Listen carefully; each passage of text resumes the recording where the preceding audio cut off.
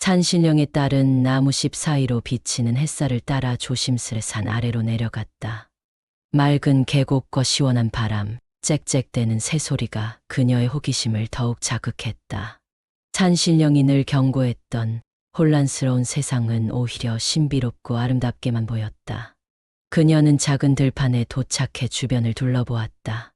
산 아래 세상은 정말 다르구나. 그녀는 감탄하며 속삭였다.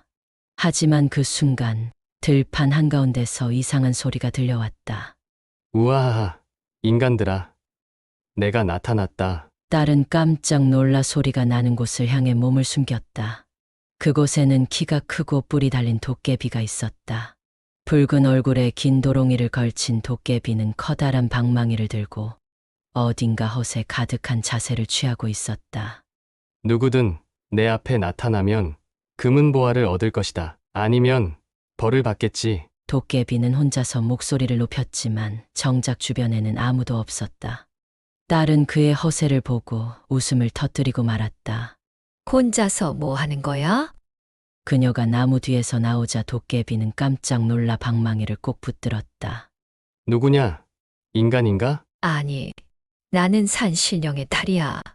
그녀는 웃음을 참으며 대답했다. 도깨비는 놀란 표정을 지었다. 산신령의 딸이라고? 이렇게 예쁜 산신령의 딸이 존재하다니. 도깨비는 그녀를 빤히 쳐다보다가 갑자기 허리를 굽혀 정중히 인사했다. 나는 이 산 아래를 지키는 도깨비다. 내가 여기에 온 것을 환영하마. 딸은 그의 우스꽝스러운 행동에 또다시 웃음이 터졌다. 너는 왜 혼자서 떠들고 있었어? 방망이는 또 왜 들고 있는 거야? 도깨비는 뿔난 얼굴로 방망이를 내려놓으며 말했다. 이건 내 자랑스러운 방망이다. 금은보화를 만들어낼 수도 있고 벌을 내릴 수도 있지. 그는 뿔을 두드리며 덧붙였다. 그리고 인간들이 나를 무서워하길 바라서 그런 거다. 하지만 아무도 오질 않더군. 딸은 그의 솔직한 대답에 고개를 끄덕이며 물었다. 그럼 금은보화는 어떻게 만들어? 도깨비는 자신 있게 방망이를 휘두르며 시범을 보였다. 하지만 휘두를수록 방망이에서는 금은보화 대신 나무십과 돌멩이만 떨어졌다. 그는 머리를 긁적이며 말했다. 가끔 실패할 때도 있지. 딸은 웃음을 멈출 수 없었다. 넌 정말 재밌는 도깨비구나. 도깨비는 그녀의 웃음소리에 기분이 좋아졌고 갑자기 물었다. 그런데 산신령의 딸이 왜 여기에 내려왔지? 너희는 산에서 평화롭게 지낸다고 들었는데 딸은 한숨을 쉬며 말했다. 산속은 너무 조용하고 답답해. 새로운 걸 보고 싶어서 내려왔어. 그런데 너를 만나게 될 줄은 몰랐지. 도깨비는 그녀의 말에 뿔을 만지작거리며 말했다. 그래? 그럼 내가 이 산 아래의 재미있는 것들을 보여줄까? 딸은 잠시 생각하다가 미소 지으며 고개를 끄덕였다. 좋아. 하지만 아버지가 날 찾기 전에 돌아가야 해. 도깨비는 방망이를 휘두르며 힘차게 외쳤다. 좋아. 내가 책임지고 최고의 시간을 만들어주겠다. 그날 산신령의 딸과 도깨비는 들판과 계곡, 숲속을 돌아다니며 즐거운 시간을 보냈다. 딸은 도깨비의 순수한 매력에 웃음을 멈출 수 없었고 도깨비는 그녀와 함께하는 시간을 통해 진심으로 행복함을 느꼈다. 하지만 두 존재의 운명은 그렇게 단순하지 않았다. 그들의 만남은 단순한 우연이 아닌 앞으로 다가올 커다란 파란의 시작이었다. 산신령의 분노. 산신령의 딸이 산 아래에서 시간을 보내던 그날 저녁, 산신령은 딸이 보이지 않는 것을 알아차렸다. 어디로 간 것이냐? 그는 온 산을 둘러보며 걱정과 분노를 억누르지 못했다. 딸은 언제나 산속에서 순종적이고 조용하게 지내던 존재였기에 이런 무단 외출은 전혀 예상 밖이었다. 마침내 늦은 밤 딸이 집으로 돌아왔다. 그녀는 들판에서 도깨비와 놀았던 이야기를 떠올리며 미소를 띤 채 집으로 들어섰다. 그러나 산신령은 집 안에 앉아 딸을 기다리고 있었다. 그의 눈은 날카롭게 빛나고 있었다. 너 어디를 다녀왔느냐? 딸은 놀라며 대답했다. 그냥 산 아래로 잠시 내려갔을 뿐이에요. 새로운 곳을 보고 싶었어요. 산신령은 눈살을 찌푸리며 말했다. 산 아래 세상은 위험하다 하지 않았느냐? 거긴 내가 있어야 할 곳이 아니다. 딸은 아버지의 말을 듣고도 물러서지 않았다. 아버지, 하지만 산 아래에는 재미있는 것들이 많았어요. 그리고 도깨비라는 존재도 만났어요. 그는 정말 재밌고 친절했어요. 도깨비? 산신령은 자리에서 벌떡 일어났다. 그의 목소리는 점점 더 커졌다. 그런 천박하고 위험한 존재와 시간을 보냈단 말이냐? 그들은 믿을 수 없는 종족이다. 딸은 반박했다. 아버지, 그는 그런 존재가 아니에요. 그는 친절하고 순수했어요. 저를 웃게 해줬어요. 산신령은 딸의 말을 들으며 더욱 분노했다. 너는 도깨비의 겉모습에 후가 넘어간 것이다. 그들은 교활하고 사람들을 속이는 존재다. 내가 그와 더 이상 만나지 못하도록 하겠다. 하지만 딸은 물러서지 않았다.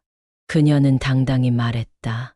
아버지, 저는 그와 다시 만나고 싶어요.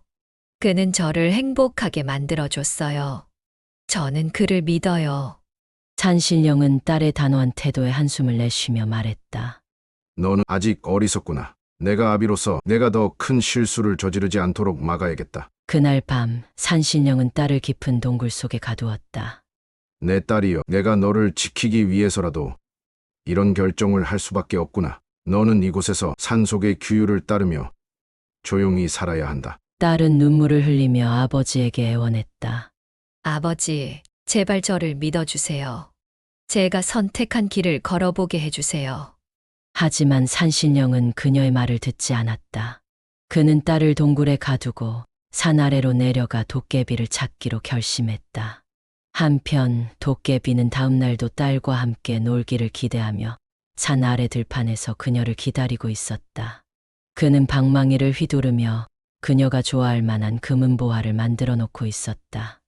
오늘은 더 재미있는 걸 보여줘야지. 그녀가 웃는 모습을 보고 싶다. 그러나 도깨비의 기쁨은 오래가지 않았다. 들판에 나타난 것은 딸이 아니라 산신령이었다. 산신령은 도깨비를 보자마자 노려보며 말했다. 내 놈이 내 딸을 유혹한 도깨비냐? 도깨비는 당황하며 머리를 긁적였다. 아, 산신령님이시군요. 저는 그녀를 유혹한 게 아닙니다. 그냥 함께 놀았을 뿐입니다. 산신령은 그의 말을 믿지 않았다. 너 같은 존재가 내 딸과 어울리다니. 그녀는 순수하고 귀한 존재다. 내 놈 같은 도깨비와는 결코 함께할 수 없다. 도깨비는 진지한 표정으로 말했다. 산신령님, 저는 그녀를 해치려는 의도가 없습니다. 그녀와 함께 있는 동안 제가 더 나은 도깨비가 되고 싶다는 생각을 했습니다. 그러나 산신령은 여전히 도깨비를 믿지 않았다. 그런 말을 아무리 해도 나는 너를 믿을 수 없다. 내 딸과 다시는 만나지 못하도록 하겠다. 도깨비는 한숨을 쉬며 말했다. 그렇다면 제가 증명해 보이겠습니다. 제가 그녀를 진심으로 위하고 있다는 것을. 산신령은 그의 단호한 태도에 잠시 망설였지만 곧 말했다. 좋다. 내가 정말 그녀를 위한다면 내게 증명해 보아라. 하지만 기억하라. 내가 요구하는 것을 해내지 못한다면 너는 그녀를 영원히 잃게 될 것이다. 산신령은 도깨비에게 3가지 시련을 준비하며 그의 진심을 시험해 보기로 결심했다. 이제 도깨비는 사랑을 증명하기 위한 도전을 시작해야만 했다. 도깨비의 시련. 산신령은 도깨비를 노려보며 단호하게 말했다. 너 같은 도깨비가 내 딸과 함께할 자격이 있다는 것을 증명하려면 내 3가지 시련을 통과해야 한다. 그렇지 않으면 다시는 그녀를 만날 수 없을 것이다. 도깨비는 방망이를 꼭 쥐며 대답했다.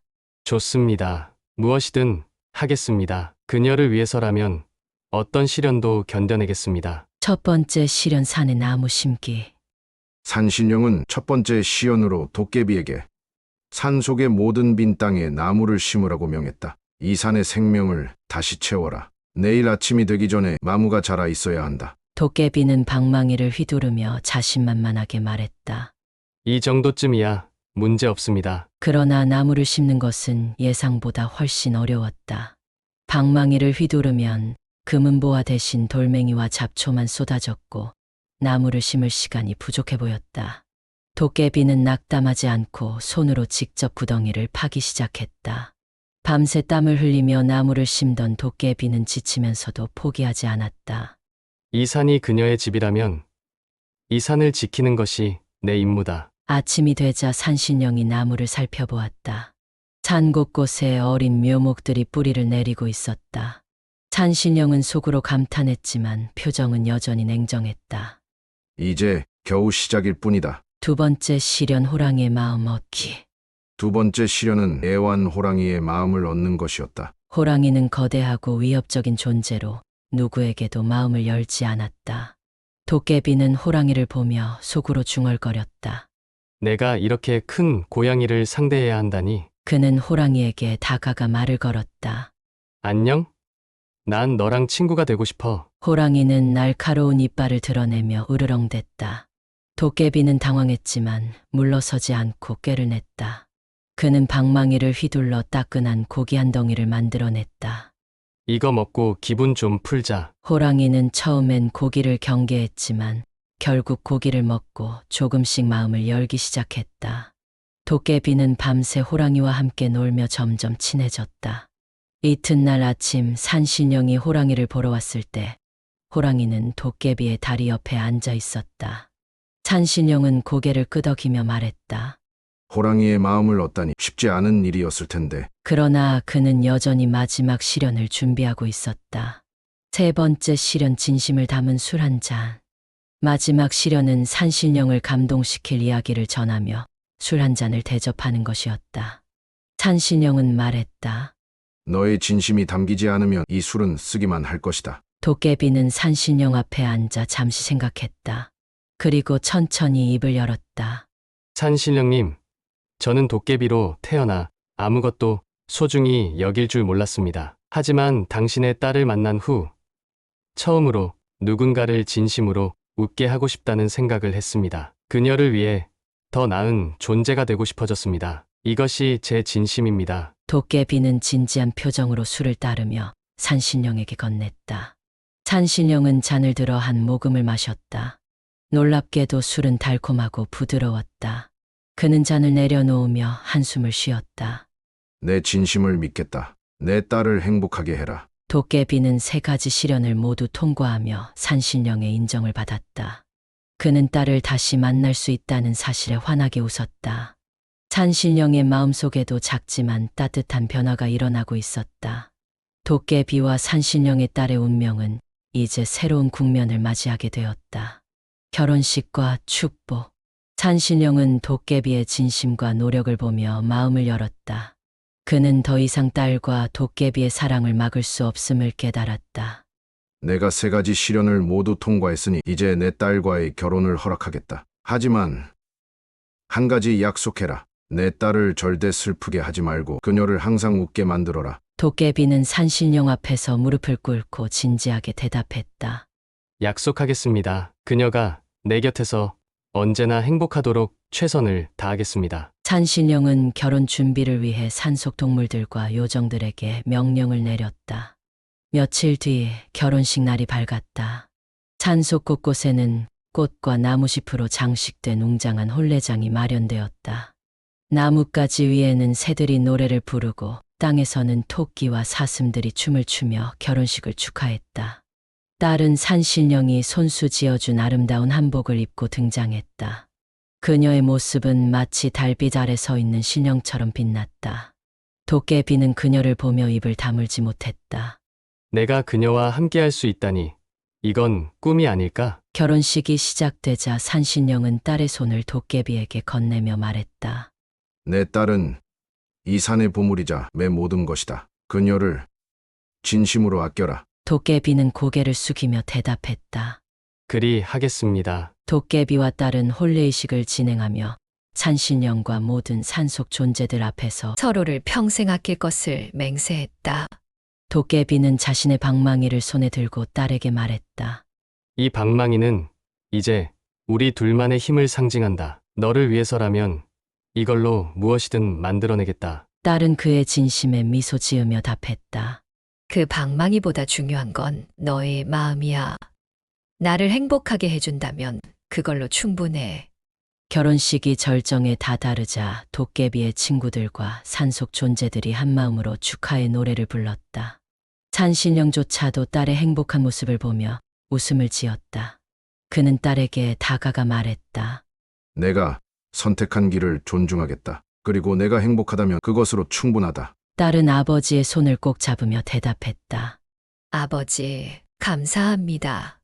아버지의 믿음이 없었다면 오늘 이 순간도 없었을 거예요. 결혼식이 끝난 뒤 도깨비와 딸은 산신령의 축복 속에 함께 새로운 삶을 시작했다. 도깨비는 더 이상 단순한 장난꾸러기 존재가 아니었다. 그는 딸을 위해 노력하며 산속의 평화를 지키는 데 앞장섰다. 딸 역시 도깨비의 순수한 마음과 노력에 감사하며 함께 행복한 나날을 보냈다. 산신령은 멀리서 그들의 모습을 바라보며 속삭였다.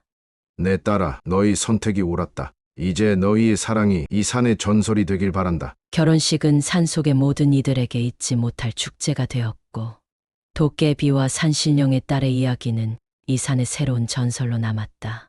그들은 서로의 차이를 뛰어넘어 진정한 사랑의 가치를 보여주었다. 사랑과 운명의 전설. 도깨비와 산신령의 딸은 산속에서 오래도록 행복하게 살았다. 도깨비는 그녀를 위해 매일 산의 나무를 가꾸고 계곡을 돌보며 그녀가 웃음을 잃지 않도록 노력했다. 딸 역시 도깨비의 순수한 마음과 성실함을 사랑하며 그를 진심으로 아꼈다. 그들의 사랑 이야기는 산속의 동물들과 바람에 실려 전해졌고 시간이 흐르며 전설이 되었다. 사람들은 이 산을 사랑의 산이라 부르며 진정한 사랑을 꿈꾸는 사람들이 찾는 곳이 되었다. 산신령은 멀리서 그들의 행복을 지켜보며 미소를 지었다. 진정한 사랑은 차이를 넘어서는 것이고 함께할 수 있는 용기를 선택하는 것이다. 도깨비와 산신령의 딸의 이야기는 오늘날까지도 사람들에게 사랑의 가치를 일깨워주는 전설로 남아있다. 사랑은 누구에게나 평등하다는 메시지를 담아 그들의 이야기는 영원히 기억될 것이다. 산신령의 딸과 도깨비의 사랑 이야기는 우리에게 진정한 사랑과 용기의 의미를 되새겨 주었는데요. 재미있게 보셨다면 좋아요, 구독, 그리고 알림 설정까지 꼭 부탁드립니다. 여러분의 소중한 댓글과 응원은 더 많은 전설 이야기를 전하는데 큰 힘이 됩니다. 다음 시간에도 감동과 재미를 담은 이야기를 들고 찾아뵐게요. 그럼 다음 영상에서 또 만나요. 감사합니다.